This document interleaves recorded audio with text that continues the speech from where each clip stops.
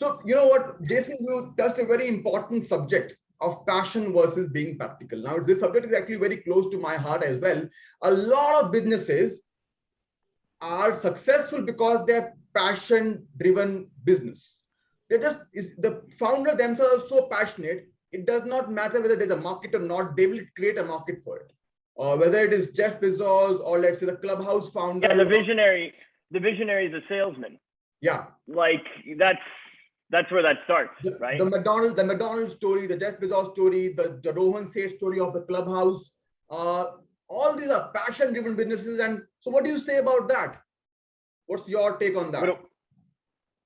Well, that's fine, but I mean, like you got to figure out where you're going, right? Like that's like, it's like they're flying blind, right? I get it. I understand it. In some ways I do it myself, but I do understand, like, say, for example, the side hustle, right? The side hustle that people did over quarantine, something that they wanted to figure out, the mini startup, micro startup, whatever you want to call it, right?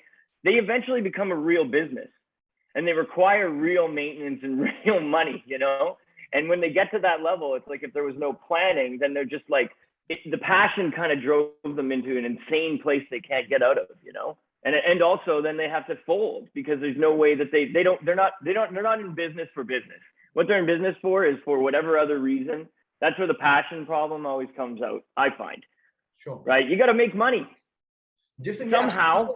The follow-up question on that would be, you're going to make money, you have to do side hustle. Suppose you have a cushy job and you're finding it difficult to leave the job and start your business. Do you advise starters and founders to quit their job and jump into business full-time, or do you advise them to do side hustle, make it work? I'm practical. Yeah, I'm practical because because the unicorns are so few, right? There's so few. And usually the people that are founders of a great idea just need a little bit of slowdown. And that's like where, once you go through that process, then you can start to find, as Buck was saying, alternative revenue centers inside their startup that they can use to like fund their passion. Like, so they don't have to get to stratosphere like right away, but you know, the base, the wireframe and the foundation is important. And there's so many opportunities that they just don't see because they're trying to get in the stratosphere. So they don't care. So they're like, oh yeah, no, that's an extra $1 million a year. Well, it would take some work. I'm like, yeah, just slow it down and then get there. And it gets cushier the more you try, the more you actually plan. I'm sure that happens to Buck all the time.